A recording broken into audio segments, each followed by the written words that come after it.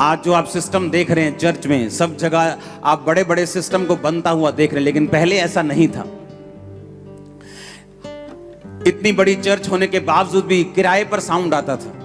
हम अपना sound purchase नहीं कर पा रहे थे, इतना पैसा भी नहीं था चर्च के पास, क्योंकि चर्च से कोई डोनेशन नहीं मांगी जाती थी, कुछ नहीं था, बस लोग आके डाल जाते थे, ठीक है कुछ नहीं है तो ना सही।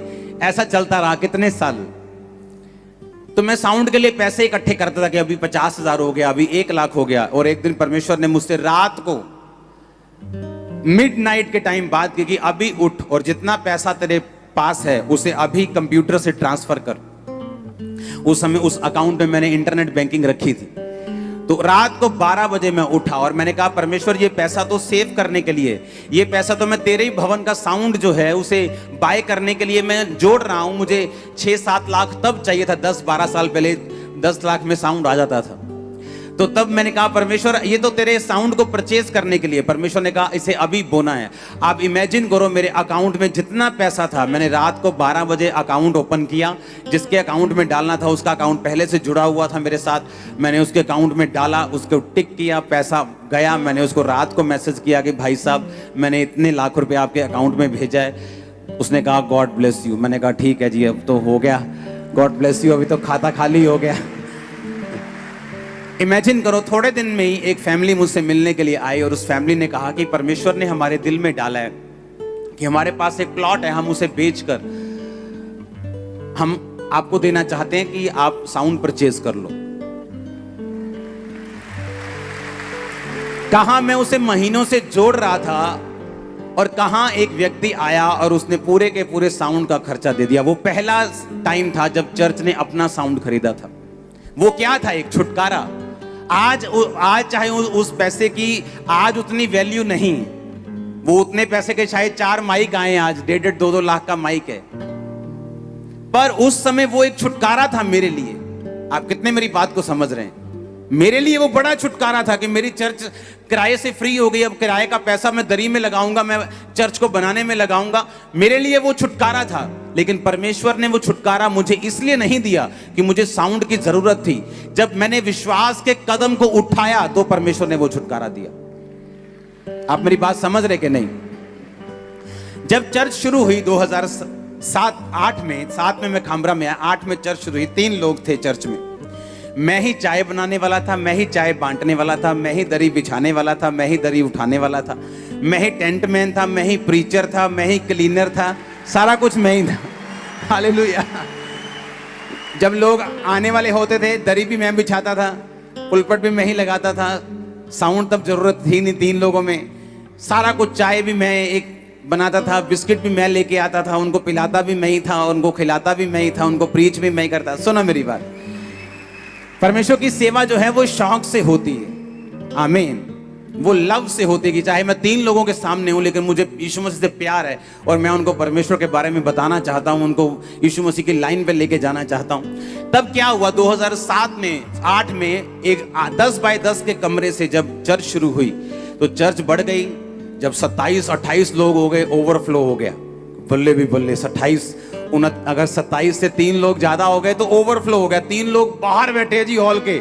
आज खमरा चर्च ओवरफ्लो था, 3 लोग बाहर थे, ऐसा ओवरफ्लो था तब। सुनो, हालेलुया।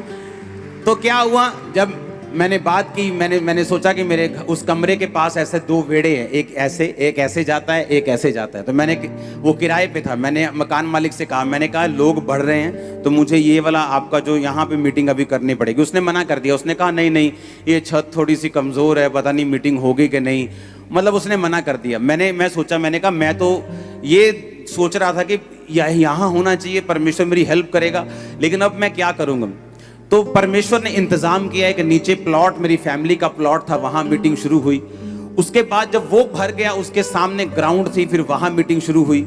जब वो ग्राउंड में हम गए तो उस ग्राउंड का जो मालिक था वो एक दिन आके बोला, यार तुम इतने कब्जा ही ना कर लियो। मैंने कहा भाई साहब हम 200 करोड़ की कोठी फ्री में छोड़ के आए, ये कब्जा करने के लिए नहीं आए हम। हाँ, लेकिन तब लोग आपको समझते नहीं, जब आपके अंदर रिजल्ट नहीं होता, जब आपने कुछ दिखाया नहीं होता, तब लोग आपको समझ नहीं पाते। तब मैंने कहा ठीक है, हम ये जगह 1 महीने के अंदर अंदर छोड़ देंगे। हमने जगह फाइंड करनी शुरू की, परमेश्वर कोई रेंट पे जगह हमें दे दे। कोई रेंट पे जगह मिल जाए, बड़ा प्लॉट मिल जाए, 100 मरले 150 मरले का रेंट पे, तो कोई रेंट पे देने के लिए तैयार नहीं था। तो एक डॉक्टर साहब हैं, उन्होंने अपना प्लॉट हमें ऐसे ही दे दिया कि आप यूज करो। फिर वहां गए, फिर मुझे मालूम था कितनी देर तक कोई प्लॉट, आपको कहीं तो अपनी जगह में जाना ही है, लेकिन कभी भी पैसों का इंतजाम नहीं, इतनी बड़ी चर्च होने के बावजूद भी। एक दिन जब मैं इंडिया के बाहर था, तो वहां पे मुझे, जब मैं चर्च में गया, तो वहां पे रूम के पैसे लगते हैं। मान लो एक रूम के वहां पैसे थे कि मान लो कि 80,000 रुपया एक वीक का, मान लो 2.5-3 लाख रुपया मुझे उस रूम के उनको देने थे। तो जब मैं वहां उस चर्च में पहुंचा अपने स्पिरिचुअल फादर के पास, तो उन्होंने मैसेज भेजा कि आपको रूम के पैसे देने की जरूरत नहीं। तो मेरे पास वो सारे पैसे बच गए। और जब मैं 3 हफ्ते वहां पे रहा और जब मैं आने लगा, तो परमेश्वर ने, आप इमेजिन करो, ये नहीं कि पैसे बच गए, अभी फायदा हो गया वापस ले जाएंगे पैसे, नो नो नो नो। मुझे मालूम था कि परमेश्वर खास मकसद के तहत ऐसा कुछ कर रहा है। जब परमेश्वर ने कहा कि जितने डॉलर्स तेरे पास हैं वो सारे बो के जाने, आप इमेजिन करो मेरी जेब में लाखों रुपए के डॉलर्स थे। और जब मैं वहां फ्लाइट में लागोस से न्यू दिल्ली के लिए चढ़ा हूं, मेरी जेब में $1 भी नहीं था, सिंगल डॉलर। सारे डॉलर्स मैंने बो दिए। सुनो मेरी बात, अब मुझे कितने साल से हम ट्राई कर रहे थे। 2008 की मिनिस्ट्री चल रही थी, 8 निकल गया, 9 निकल गया, 10 निकल गया, 11 निकल गया, 12 में प्रवेश करने वाले थे, अभी तक चर्च के पास जगह नहीं थी। ये नहीं कि हमें चाहिए, बहुत ज्यादा जरूरी चाहिए, इसका मतलब ये नहीं परमेश्वर हमें दे देगा जब तक हम विश्वास के कदम नहीं उठाते। जब मैंने वहां पे एक बड़ा बीज बो दिया और इतना विश्वास के साथ कि परमेश्वर वापसी में अगर कोई काम पड़ गया तो तू जिम्मेवार है, मुझे, मेरी जेब में एक भी पैसा नहीं है, आया तो मैं लाखों रुपए के साथ का, तेरी जिम्मेवारी है। इमेजिन करो, जब मैं वापस आया, परमेश्वर ने इंतजाम बनाए। 2012 के लिए परमेश्वर ने, फर्स्ट टाइम था जब चर्च अपनी जगह में गई थी। उसके बाद जब वो जगह जहां पे ली गई, उसके साथ वाली जगह ली, लेकिन वो साथ वाली जगह झगड़े वाली थी। वो बोलता था मेरी है, जिसको हमने पैसे दिए वो बोलता था मेरी है, ही क्या प्रवासी लेनी नहीं जगह, साढ़े पैसे वापस करो। हमने वो जगह बेच की। 2014 में हम फिर इधर आए जहां आप बैठे हैं। आप मेरी बात समझे कि नहीं? मेरा छुटकारा मैं आपको इसलिए बता रहा हूं कि कैसे हुआ। बाइबल कहती है छुटकारा सिर्फ चाहने से, या मैं कितना दुखी हूं, या मुझे कितनी जरूरत है, इस चीज से कभी नहीं होता। हमें विश्वास के कदमों को उठाना पड़ता है, हमें व्यभिचार छोड़ना पड़ता है, हमें पाप छोड़ना पड़ता है, हमें बोना पड़ता है, हमें टाइथ निकालना पड़ता है, हमें ऑफरिंग्स को बोना पड़ता है, हमें परमेश्वर को अपनी जिंदगी समर्पित करनी पड़ती है, हमें अपनी जिंदगी से डर निकालना पड़ता है। बहुत सारी चीजें हैं जो छुटकारा मायने रखती, जिससे छुटकारा आता है। वो छुटकारा किस तरह आएगा वो मायने रखती हैं चीजें। हालेलुया। कितने मेरी बात को समझ रहे हैं? मैं आपको अपना छुटकारा बता रहा हूं कि एक पास्टर के लिए मुझे मालूम है कितना मुश्किल होता है कि उसकी चर्च 7,000 क्रॉस कर जाए, लेकिन फिर भी उसके पास अपने चर्च के लिए जगह ना हो। उसे मालूम हो किराए पर आप कितनी देर रह लोगे, कितनी देर कोई आपको किराए पे अपने रख सकता है। कभी ना कभी तो आपको निकलना ही पड़ेगा, कभी ना कभी तो आपको अपनी जगह में जाना ही पड़ेगा। लेकिन कब ऐसा होगा?